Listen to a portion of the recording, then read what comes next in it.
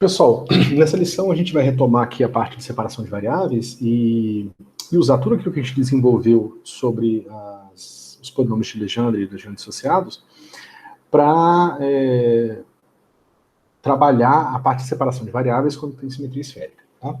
Então, veja, a gente tinha escrito lá o nosso operador laplaciano em coordenadas esféricas, ele vai ser uma coisa assim.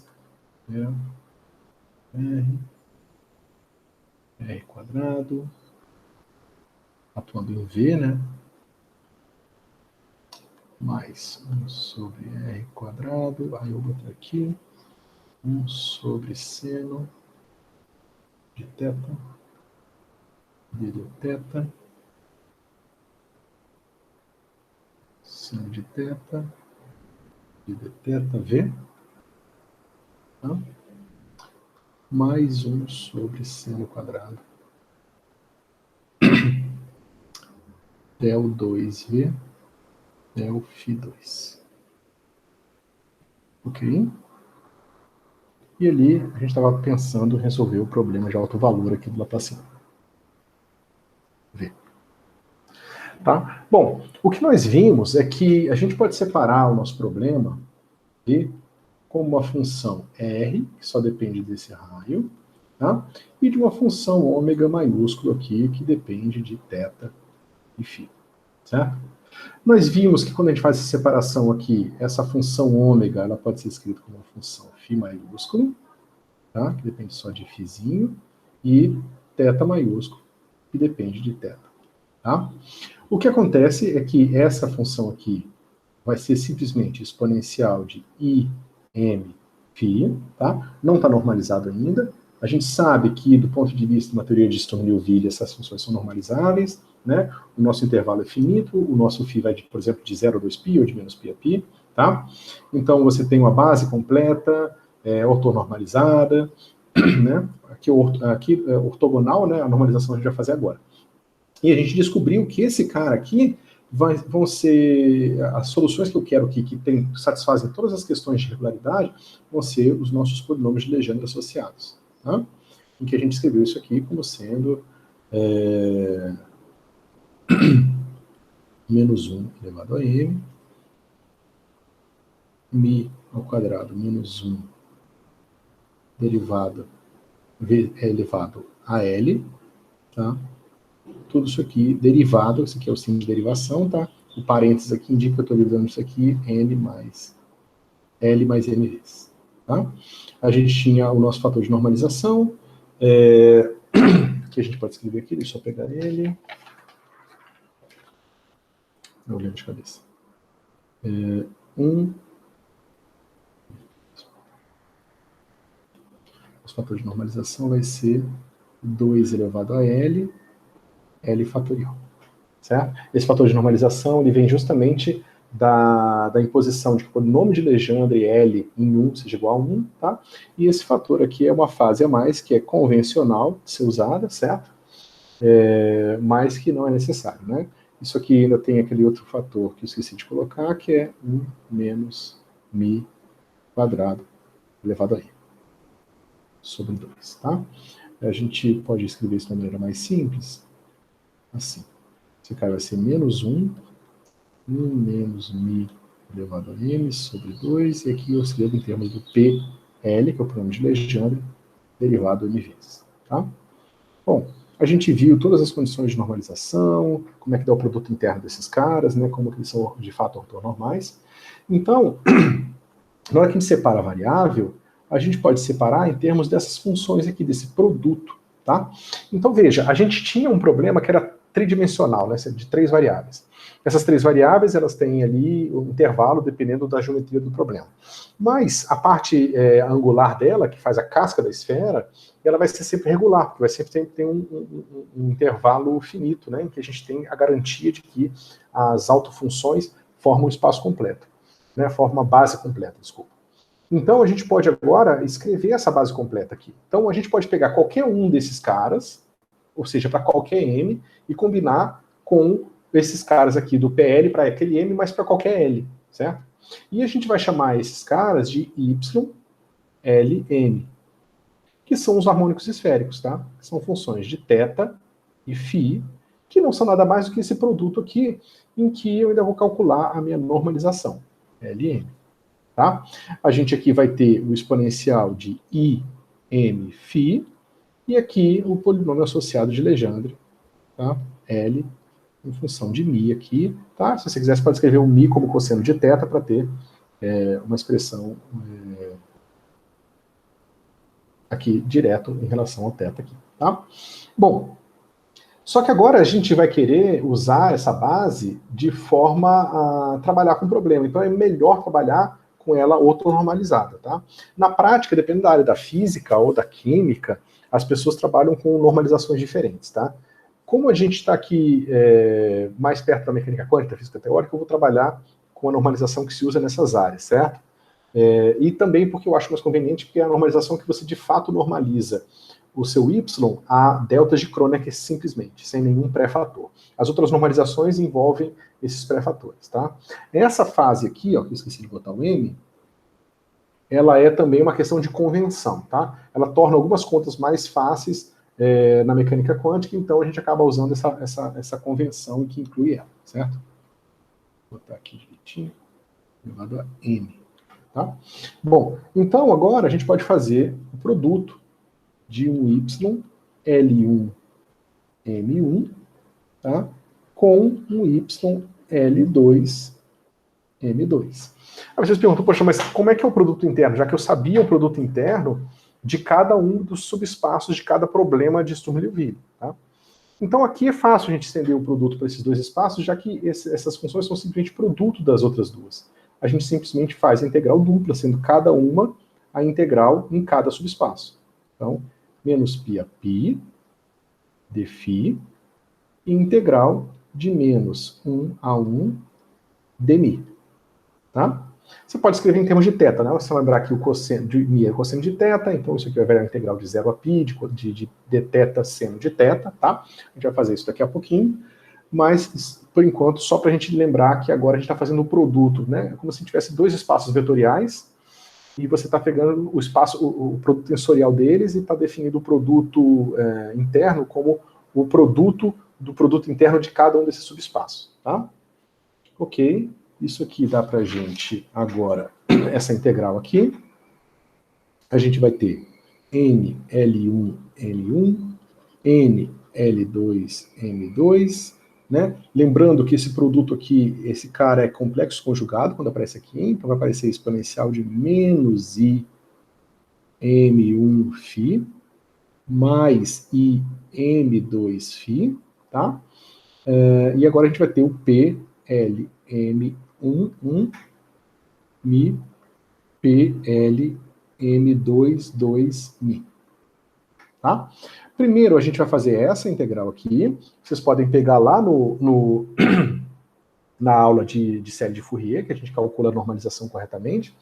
É fácil de ver que a normalização nesse caso aqui vai ser raiz de 2π, tá? Vai ser um termo de raiz de 2π para cada, ou seja, quando você fizer essa integral, só vai sobreviver quando M1 for igual a M2, então tem um delta de Kronecker de M1, M2, né? E quando M1 for igual a M2, isso aqui vai dar zero, então essa integral vai dar simplesmente 2π, tá? Vocês podem ir lá ver a aula de série de Fourier, que vocês vão entender direitinho, tá? É como se eu tivesse dividido e multiplicado por raiz de 2π para cada uma dessas exponenciais, tá? Para encontrar esse fator de 2π aqui, já sabendo que o fator de normalização é esse. E agora, como isso tem esse delta de Kronecker, eu posso pegar todo o M2 e escrever como termo de M1. Então eu tenho integral de menos 1 a 1 dmi, e esse cara foi embora, sobra só o P L1 M1 mi, P L2 M1 mi, por causa desse delta de Kronecker, ou seja, essa expressão só sobrevive quando M1 for igual a M2, eu posso substituir sempre M2 por M1.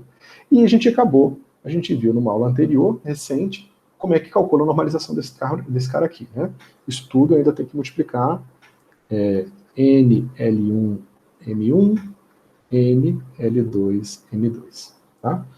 Então, como a gente sabe que agora essa integral também dá um delta de Kronecker em L1 L2, então a gente fica assim, N L1 M1 ao quadrado, 2π, E agora essa integral aqui. Se vocês pegarem na aula dos problemas associados de legenda, vocês vão ver que essa integral vai ser 2 sobre 2L1 mais 1, L1 mais M1 fatorial, dividido por L1 menos M1 fatorial. Tá? Isso aqui vai ter a delta de Kronecker de M1, M2 e a delta de Kronecker de L1, L2. Ou seja, o nosso fator de normalização, L1, M1, ele tem que ser 2L1 mais 1 sobre 4π, né? Esse 2 com esse 2 dá 4π. Aqui vai ser L1 menos M1 fatorial, dividido por L1 mais M1 fatorial, raiz quadrada disso tudo. Certo? Bom, ao fazer isso, eu encontro finalmente que meu harmônico esférico vai ser dado por raiz de 2L mais 1 sobre 4π, L1 mais menos M1 fatorial, dividido por L1 mais M1 fatorial, tá? Não é 1 não, né? Não tem esse 1 aqui, nem esse 1 aqui. Tudo isso vezes exponencial de I, M, Φ, P, M, L, cosseno de θ. Tá? Então, pessoal, a gente viu que esse cara aqui vai ser agora, se vocês olharem bem, uma autofunção de toda a parte angular da separação aqui. Ou seja, vai ser uma autofunção desse pedaço aqui. Tá? Ou seja, esse meu ômega eu posso escrever agora como sendo meu YLM. Quando eu faço isso, a gente sabe que o alto valor, né, dessa equação, se vocês pegarem lá atrás, vai ser justamente menos L vezes L mais 1. Tá? Então, o que a gente tem no fim é um instantinho, 1 sobre R quadrado, del R, R quadrado, del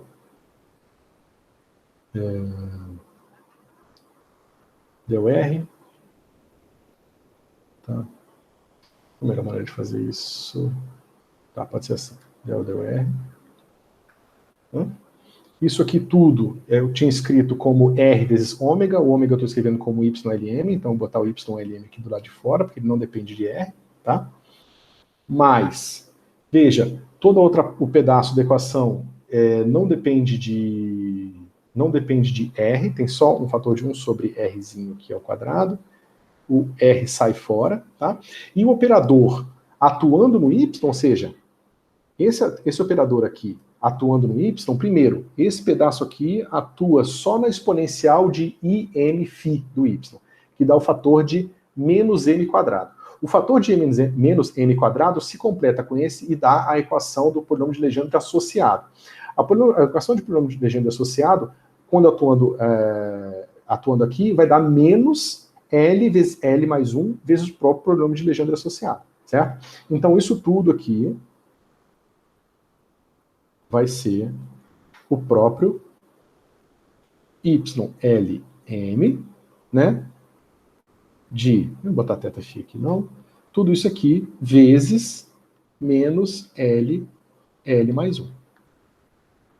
Tá? E agora a gente tem o que tinha ali, que é o nosso lambda RYLM. Tá?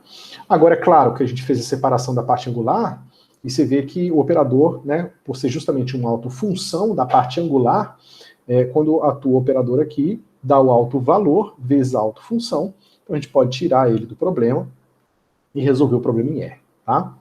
O problema em R a gente não vai resolver agora, porque ele depende de como a gente está tratando o problema, vai ser conveniente trabalhar de uma forma ou de outra. Tá? Mas independente disso, veja que é muito conveniente você ter essa ferramenta em mãos. Você tem uma função que depende de x, y, z, ou de r, θ, φ. Você, se tiver algum tipo de estrutura de simetria radial no seu problema, você de cara pode substituir a sua função como uma função que só depende do raio, vezes uma função que depende de θφ. E aí você bota o próprio harmônico esférico, tá? E você pode resolver o seu problema. Porque agora você pode fazer combinações lineares dessas funções em Ln, tá? E conseguir encontrar soluções, assim como eu mostrei para vocês na aula anterior de equações diferenciais parciais, onde a gente usa o método da separação de variáveis, tá? Bom, esse pedacinho, essa parte é só isso, tá? É só mostrando como que a gente chega no harmônico esférico, mostrando que o harmônico esférico, então, quando a gente faz essa escolha de normalização, ele vai ser simplesmente YLM escalar YL 1, 1, 2, 2, vai ser né, M2, vai ser simplesmente delta L1, L2, delta M1, M2. Tá? Isso que eu quis dizer aquela hora, que eles estão normalizados simplesmente a delta. Tá?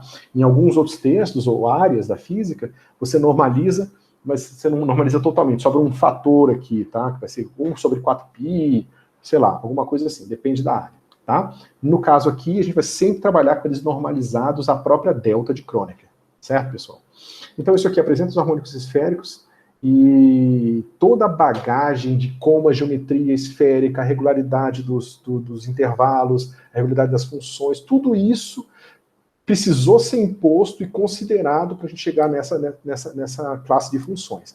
Como eu falei para vocês, se o meu θ não tiver entre 0 e π, se o meu θ tiver entre epsilon e π menos epsilon, meu problema muda de figura totalmente. Se eu não tenho toda a minha simetria aqui em torno do z, né, se eu não tenho o meu ângulo φ, a mesma coisa. As minhas funções ali mudam, a minha normalização muda, tá? O problema vai ser um problema de Fourier, se eu não tenho... Porque agora, nesse caso, a gente usou que a função é periódica de período 2π. Mas se ela não fosse periódica, tivesse, por exemplo, condições de contorno em que na borda ela tem certos valores, isso também ia mudar esse pedaço aqui da função. Tá? Mas, por mais que existam todos esses poréns, os harmônicos esféricos são extremamente úteis para você encontrar inúmeros resultados, tá? E é uma ferramenta essencial para trabalhar para estudar a estrutura desses operadores tipo Laplaciano, certo? Bom, essa lição é só isso, pessoal.